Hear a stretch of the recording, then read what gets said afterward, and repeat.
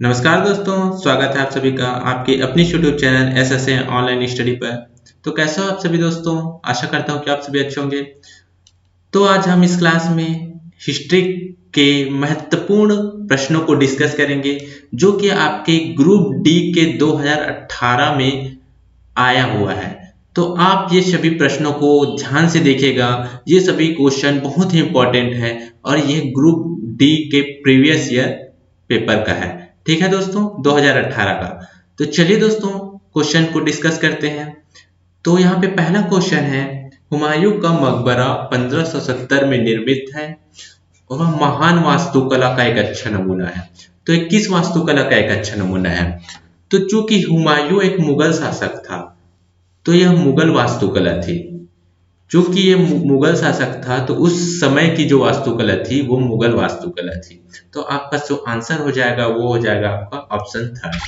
ठीक है दोस्तों, चलिए अगले क्वेश्चन को चलते हैं। स्वतंत्र भारत के पहले भारतीय गवर्नर जनरल का नाम क्या था? C Rajagopalachari, Annie Besant, M N Prasad, C V Raman. ये बहुत ही इंपॉर्टेंट क्वेश्चन है दोस्तों, ये बहुत बार एग्जाम में आया हुआ है। स्वतंत्र भारत के पहले भारतीय गवर्नर जनरल, तो दोस्तों इसका सही आंसर हो जाएगा दोस्तों सी राजगोपालाचारी। जब भारत स्वतंत्र हुआ था तो उस समय उसके बाद जो गवर्नर जनरल बने थे वो थे आपके सी राजगोपालाचारी। दोस्तों एक क्वेश्चन और आ सकता है कि स्वतंत्र भारत के प्रथम ब्रिटिश गवर्नर जनरल, यानी कि जो भारतीय नहीं था, ब्रिटिश गवर्नर जनरल, तो वो थे आपके लॉर्ड माउंटबेटन। लॉर्ड माउंटबेटन ये थे आपके स्वतंत्र भारत के प्रथम ब्रिटिश गवर्नर जनरल, या बोल सकते हैं ब्रिटिश भारत के अंतिम वायसराय कम गवर्नर जनरल। क्या बोल सकते हैं इसको? लॉर्ड माउंटबेटन को क्या बोल सकते हैं हम? ब्रिटिश भारत के अंतिम वायसराय कम गवर्नर जनरल। ठीक है दोस्तों, चलिए हम अगले क्वेश्चन की ओर बढ़ते हैं। किसका निर्माण 1632 ईस्वी में शुरू किया गया था और 1648 ईस्वी के अंत में पूरा हुआ था? ताजमहल, लाल किला, कुतुब मीनार या मोती महल? तो दोस्तों ताजमहल का निर्माण 1632 से लेकर 1648 ईस्वी में किया गया था। तो इसका सही ऑप्शन हो जाएगा दोस्तों ऑप्शन फर्स्ट। तो ताजमहल का निर्माण किसने किया था दोस्तों? ताजमहल का निर्माण किया था शाहजहां ने। शाहजहां ने ताजमहल का निर्माण किया था। और इसके स्थापत्यकार का नाम क्या है दोस्तों? ये आपका आरआरबी एनटीपीसी में पूछा गया था अभी जस्ट 2021 के एनटीपीसी में। स्थापत्यकार का नाम, इसका स्थापत्यकार थे आपकी उस्ताद अहमद खां, उस्ताद अहमद लाहौरी, उस्ताद अहमद लाहौरी। ये थे आपके स्थापत्यकार। ताजमहल के स्थापत्यकार कौन थे? उस्ताद अहमद लाहौरी। तो ये आपको याद रखना है। और शाहजहां के काल को क्या बोला जाता है? शाहजहां के काल को बोला जाता है इसीलिए स्थापत्य कला का स्वर्णकाल, क्योंकि इस समय बहुत कलाओं का विकास हुआ था, बहुत सारी कलाओं का निर्माण हुआ था इस समय। तो इसी कारण से इसे बोला जाता है स्थापत्य कला का स्वर्णकाल, इसके शाहजहां के शासनकाल को। ठीक है दोस्तों, इतना आपको समझ में आ गया होगा। चलिए दोस्तों अगले क्वेश्चन की ओर चलते हैं। कौन सा शहर ब्रिटिश भारत की ग्रीष्मकालीन राजधानी थी? तो ग्रीष्मकालीन राजधानी दोस्तों वो थी आपकी शिमला, जो कि हिमाचल प्रदेश में स्थित है। तो ये ग्रीष्मकालीन राजधानी थी। ठीक है दोस्तों, चलिए अगले क्वेश्चन की ओर चलते हैं। अशोक के शासनकाल की सबसे महत्वपूर्ण घटना कलिंग आधुनिक युग में किस स्थान पर विजय थी, जो उनके जीवन का एक महत्वपूर्ण परिवर्तन सिद्ध हुआ? तो जो कलिंग युद्ध था वो आधुनिक युग में उसको हम क्या बोलते हैं? हम उड़ीसा। वो स्थान क्या थी? कलिंग, वो उड़ीसा को ही हम पहले कलिंग कहते थे जब अशोक का शासनकाल के समय को। ठीक है दोस्तों, तो कलिंग का युद्ध कब हुआ था? ये हुआ था आपका 261 ईसा पूर्व। 261 ईसा पूर्व कलिंग का युद्ध हुआ था। 261 ईसा पूर्व कलिंग का युद्ध हुआ था। और कलिंग युद्ध में लगभग 1 लाख लोग मारे गए और 1.5 लाख लोग बंदी बनाए गए। तो इससे अशोक का मन द्रवित हो उठा, मतलब अशोक का मन पिघल गया और उन्होंने युद्ध त्यागने की घोषणा कर दी। तो विश्व इतिहास के पहले और एकमात्र शासक थे जिन्होंने युद्ध जीतने के बाद युद्ध नीति का त्याग किया। तो वो कौन थे? आपके अशोक थे। तो आप इसको याद रखिएगा। ठीक है दोस्तों, चलिए अगले क्वेश्चन की ओर चलते हैं। मौर्य वंश की स्थापना किसने की थी? चंद्रगुप्त मौर्य ने, अलाउद्दीन खिलजी ने, बहलोल लोदी ने या इब्राहिम लोदी ने? तो मौर्य वंश की स्थापना की थी चंद्रगुप्त मौर्य ने। ठीक है दोस्तों, मौर्य वंश की स्थापना किसने की थी? चंद्रगुप्त मौर्य ने। कब की थी? तो इनका शासनकाल को हम जान लेते हैं। चंद्रगुप्त मौर्य ने कब से कब तक शासन किया था? 322 से 298 ईसा पूर्व इन्होंने शासन किया था। इनके गुरु का नाम था विष्णुगुप्त। इनके गुरु का नाम क्या था? विष्णुगुप्त, या इसी को बोला जाता है कौटिल्य। कौटिल्य भी इनको कहा जाता है। विष्णुगुप्त को क्या कहा जाता है? कौटिल्य कहा जाता है। और इनकी राजधानी क्या थी? इनकी राजधानी थी पाटलिपुत्र। इनकी राजधानी क्या थी? पाटलिपुत्र। ठीक है दोस्तों, और चंद्रगुप्त मौर्य के बारे में एक फैक्ट और जान लेते हैं कि इन्होंने अपना प्राण का त्याग संलेखना विधि द्वारा किया था, यानी कि उपवास रहकर किया था।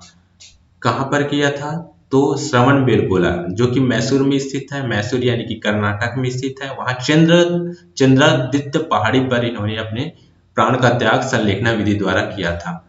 तो आप इस चीज को भी ध्यान रखिएगा। चलिए अगले क्वेश्चन की ओर चलते हैं।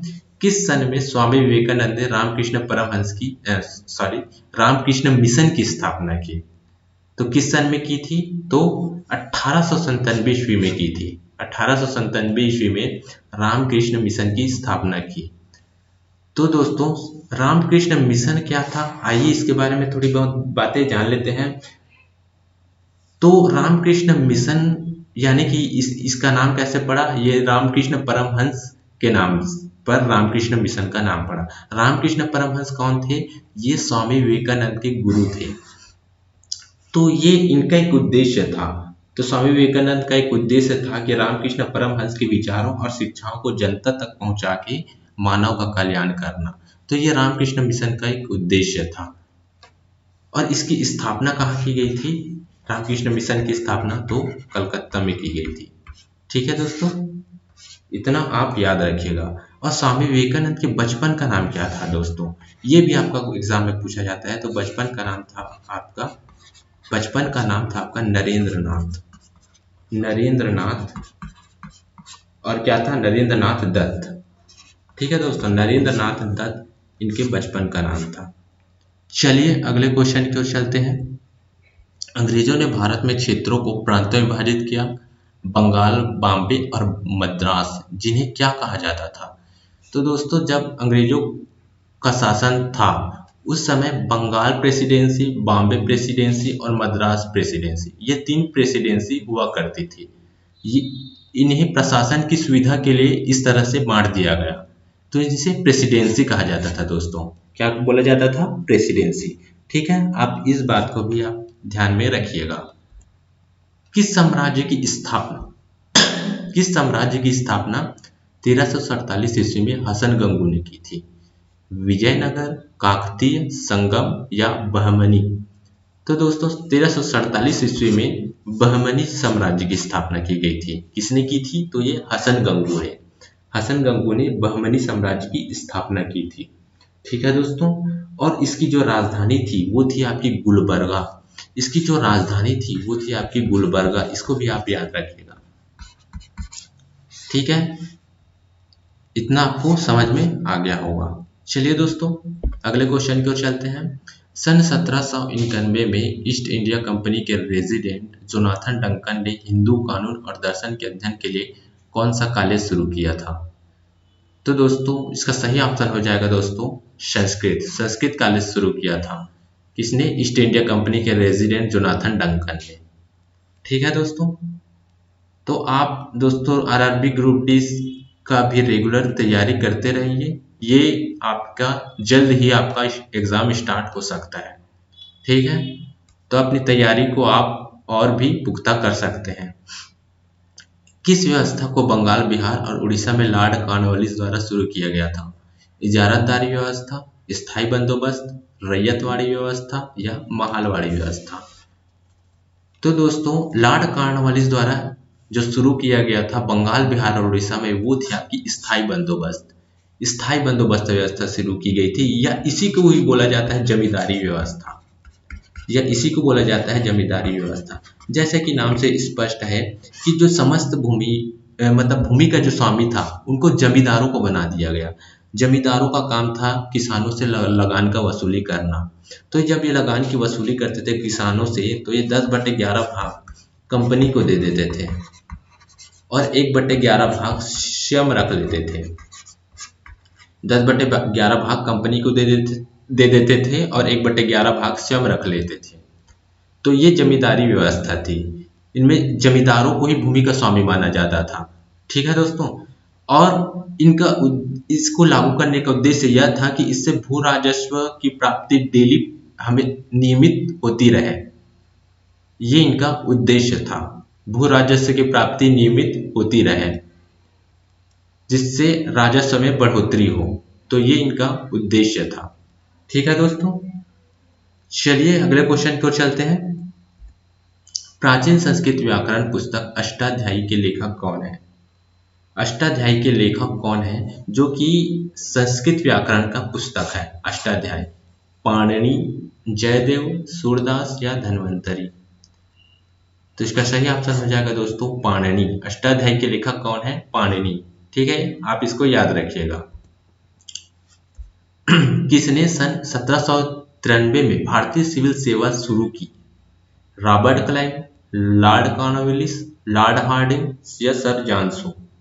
तो दोस्तों भारतीय सिविल सेवा यानी कि आईसीएस, इसको बोला जाता है आईसीएस। इसको शुरू किसने किया? तो लॉर्ड कॉर्नवालिस ने शुरू किया था। लॉर्ड कॉर्नवालिस ने शुरू किया था। तो प्रथम भारतीय आईसीएस अधिकारी कौन थे? ये भी क्वेश्चन पूछा जाता है। प्रथम भारतीय आईसीएस अधिकारी तो ये थे आपके सत्येंद्रनाथ टैगोर। कौन थे आपके? सत्येंद्रनाथ टैगोर। सत्येंद्रनाथ टैगोर ये आपके प्रथम भारतीय आईसीएस अधिकारी थे। तो ये कब बने? 1863 में ये बने थे। ठीक है, और लॉर्ड कॉर्नवालिस का शासनकाल कब से कब तक था? तो ये था आपका 1786 से 1793। 1786 से 1793 था आपका लॉर्ड कॉर्नवालिस का शासनकाल। ठीक है, और इनको भारतीय सिविल सेवा का जन्मदाता कहा जाता है। तो ये बहुत ही इंपॉर्टेंट क्वेश्चन है दोस्तों, आप इसे याद रखिएगा। चलिए अगले क्वेश्चन की ओर चलते हैं। सिखों के 10वें गुरु कौन है? गुरु गोविंद सिंह, गुरु नानक देव, गुरु अंगद देव या गुरु अमर देव? तो सिखों के 10वें गुरु है दोस्तों गुरु गोविंद सिंह। सिखों के 10 गुरु तक ही थे, उसके बाद गुरु की प्रथा समाप्त हो गई। तो ये अंतिम गुरु थे गुरु गोविंद सिंह। ठीक है दोस्तों, इन्होंने खालसा पंथ की स्थापना की। खालसा पंथ की स्थापना की और सिखों के संस्थापक यानी कि सिख संप्रदाय के संस्थापक पूछा जाए तो सिख संप्रदाय के संस्थापक है आपका गुरु नानक देव। कौन थे आपके संस्थापक? गुरु नानक देव। गुरु नानक देव कौन थे? संस्थापक थे आपके गुरु नानक देव। तो आप इसको भी याद रखिएगा दोस्तों। ठीक है, चलिए अगले क्वेश्चन की ओर चलते हैं। अकबर ने धार्मिक सहिष्णुता की नीति का पालन किया और किनको यानी कि किन जातियों को अपने दरबार में उच्च पद प्रदान किए? तो इन्होंने राजपूतों को अपने दरबार में उच्च पद प्रदान किया। राजपूतों को अपने दरबार में उच्च पद प्रदान किया। किसने? अकबर ने। ठीक है दोस्तों, चलिए अगले क्वेश्चन की ओर चलते हैं। कौन सी ईस्वी में हैदराबाद के निजाम द्वारा पहली सहायक संधि हस्ताक्षरित की गई थी? पहली सहायक संधि स्वीकार करने वाला राज्य था हैदराबाद दोस्तों। तो वो कौन से सन में किया गया था स्वीकार? तो ये किया गया था दोस्तों 1798 ईस्वी। 1798 ईस्वी में। सहायक संधि होता क्या था दोस्तों? सहायक संधि स्वीकार करने वाले राज्यों की स्वतंत्रता पूरे अंग्रेजों के हाथों में चली जाती थी, लेकिन सुरक्षा की जिम्मेदारी अंग्रेजों की रहती थी। इसके बदले में एक देशी राज्यों को एक सरकारी सेना अपने पास अपने खर्चे में रखनी होती थी, लेकिन वो वफादारी अंग्रेजों की करेगा। इससे समस्त जो स्वतंत्रता है वो अंग्रेजों के हाथ में चली गई और विदेश नीति भी पूरी अंग्रेजों के हाथ में चली गई। तो ये आपका सहायक संधि था। तो सहायक संधि स्वीकार करने वाला पहला राज्य था हैदराबाद। कब किया था? तो 1798 ईस्वी में। इसको लागू करने वाले कौन थे? लॉर्ड वेलेजली थे। कौन थे दोस्तों?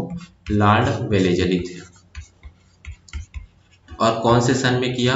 कौन से सन मतलब किस शासन कितने समय तक शासन किया? तो 1798 से 1805 इनका शासनकाल रहा है। ठीक है दोस्तों, चलिए अगले क्वेश्चन की ओर चलते हैं।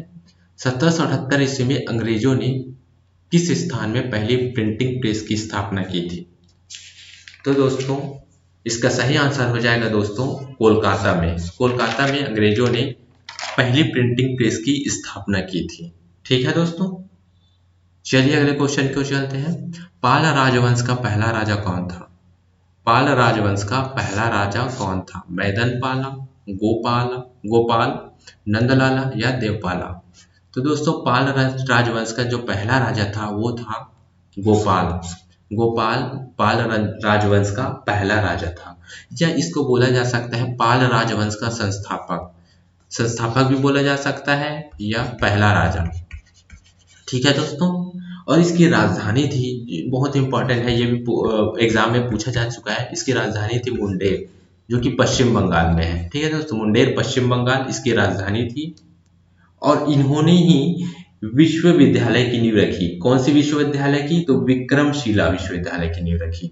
विक्रमशिला विश्वविद्यालय की नींव रखी। विक्रमशिला विश्वविद्यालय की नींव रखी किन्होंने? गोपाल ने।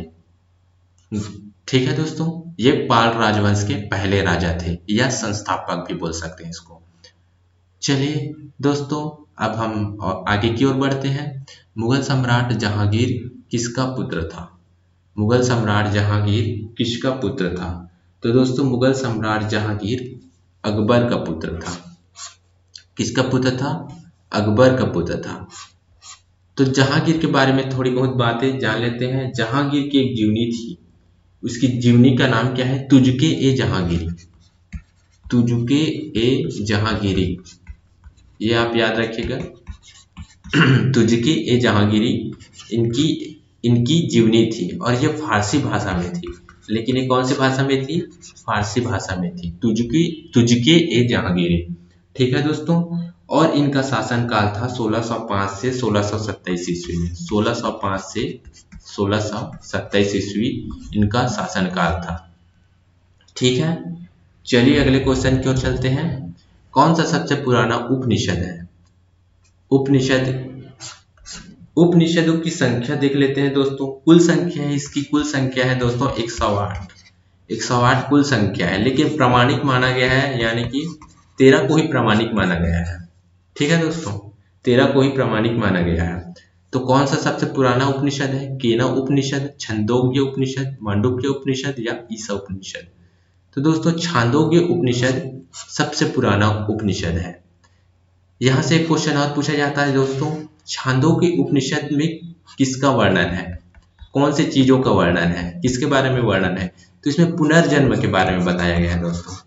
किसके बारे में बताया गया है? पुनर्जन्म के बारे में बताया गया है छांदोग्य उपनिषद में। ठीक है दोस्तों, इसके बारे में, उपनिषद के बारे में थोड़ा बहुत तथ्य और जान लेते हैं कि भारत का एक प्रसिद्ध वाक्य है सत्यमेव जयते। भारत का एक प्रसिद्ध वाक्य है सत्यमेव जयते। तो ये कौन से उपनिषद से लिया गया है? ये भी एग्जाम में पूछा जाता है। तो ये लिया गया है आपका मुंडक उपनिषद। मुंडक उपनिषद। ठीक है दोस्तों, तो इसको एक साथ लिखेंगे मुंडोपनिषद। ठीक है, इतना आपको समझ में आ गया होगा। चलिए अगले क्वेश्चन की ओर बढ़ते हैं। मद्रास में वेद समाज की स्थापना किस वर्ष में हुई थी? मद्रास में वेद समाज की स्थापना कब हुई थी? तो ये हुई थी दोस्तों 1864 में हुई थी। कब हुई थी? 1864 में हुई थी। और ये इसके संस्थापक कौन थे? तो ये थे आपके केशव चंद्र सेन। इसके संस्थापक थे आपके केशव चंद्र सेन। केशव चंद्र सेन इसके संस्थापक थे। केशव चंद्र सेन इसके संस्थापक थे दोस्तों। और वेद समाज को दक्षिण भारत का ब्रह्म समाज भी कहा जाता है। दक्षिण भारत का ब्रह्म समाज कहा जाता है वेद समाज को। ठीक है दोस्तों। और इसके संस्थापक हैं केशव चंद्र सेन। किस वर्ष में हुई थी? 1864 में। ठीक है, चलिए अगले क्वेश्चन की ओर चलते हैं। गौतम बुद्ध ने अपने उपदेशों में जनसाधारण की भाषा, किस भाषा का प्रयोग किया था? मगधी या संस्कृत या पाली या प्राकृत? तो दोस्तों गौतम बुद्ध ने अपने उपदेशों में सर्वाधिक पाली भाषा का, यानी कि अपने उपदेशों में पाली भाषा का ही प्रयोग किया था। पाली भाषा का प्रयोग किया था दोस्तों, ये आप याद रखिएगा। इनका जो प्रथम उपदेश था, ये भी पूछा जा चुका है। प्रथम उपदेश कहाँ दिया गया था? सारनाथ में दिया था प्रथम उपदेश। जबकि सर्वाधिक उपदेश श्रावस्ती में सर्वाधिक उपदेश दिया गया था दोस्तों श्रावस्ती में। ये भी आपका एग्जाम में पूछा जा चुका है। तो दोस्तों आप सभी क्वेश्चन को बिल्कुल ही ध्यान से देखिएगा और इससे आपको अंदाजा लग जाएगा कि ग्रुप डी में कहाँ से क्वेश्चन ज्यादा आ रहे हैं और किस पैटर्न पर आ रहे हैं। ठीक है दोस्तों, तो इससे आपको अंदाजा लग जाएगा। ग्रुप डी में लगभग 2 से 3 क्वेश्चन आते हैं हिस्ट्री के, तो आप बहुत ही ध्यान से देखिएगा, आप इसको छोड़ नहीं सकते। बहुत ही इंपॉर्टेंट है हिस्ट्री का पोर्शन। ठीक है, चलिए अगले क्वेश्चन को चलते हैं। महावीर कौन से तीर्थकरों में अंतिम तीर्थकर माने जाते हैं? तो दोस्तों इनके कुल 24 तीर्थकर हुए थे और ये अंतिम तीर्थकर थे। कौन? महावीर स्वामी। ठीक है दोस्तों, तो ये 24वें तीर्थकर थे। ठीक है, तो दोस्तों आइए महावीर स्वामी के बारे में कुछ चीजें जान लेते हैं। महावीर स्वामी जी का जन्म हुआ था कुंडल ग्राम वैशाली में हुआ था दोस्तों। कुंडल ग्राम वैशाली में हुआ था, जो कि कहाँ स्थित है? बिहार में स्थित है। कब हुआ था जन्म? तो ये हुआ था 540 ईसा पूर्व। 540 ईसा पूर्व जन्म हुआ था और मृत्यु जो हुई थी वो हुई थी आपकी 468 ईसा पूर्व में। और ये कहाँ हुई थी? तो ये पावापुरी में हुई थी। पावापुरी में इनकी मृत्यु हुई थी। ठीक है दोस्तों, और जन्म हुआ था कुंडल ग्राम वैशाली में। तो आप इन सभी चीजों को याद रखिएगा। चलिए हम अब अगले क्वेश्चन की ओर बढ़ते हैं। बंगाल का विभाजन किस वर्ष में हुआ था? ये बहुत ही अच्छा क्वेश्चन है और लगभग हर एग्जाम में पूछा जाता है। अधिकांश एग्जाम में पूछा जाता है। ये फेवरेट क्वेश्चन है जितने भी एग्जाम होते हैं उनका। ठीक है, 1905, 1902, 1910, 1903। तो बंगाल का विभाजन हुआ था 1905 में। 1905 में बंगाल का विभाजन हुआ था। तो बंगाल का विभाजन, और एक क्वेश्चन और बनता है, बंगाल का विभाजन किसके शासनकाल में हुआ था? तो लॉर्ड कर्जन के शासनकाल में हुआ था। ये प्रभावी कब हुआ था दोस्तों? तो 16 अक्टूबर को हुआ था। 16 अक्टूबर 1905 को प्रभावी हुआ था। आप इसको भी याद रखिएगा। और इसी कारण से 16 अगस्त को शोक दिवस मनाया गया था। 16 अगस्त को शोक दिवस मनाया गया था और 16 अक्टूबर 1905 को यह प्रभावी हुआ था। ठीक है दोस्तों, और इसके परिणाम स्वरूप ही स्वदेशी आंदोलन की शुरुआत हुई थी। कौन से आंदोलन की?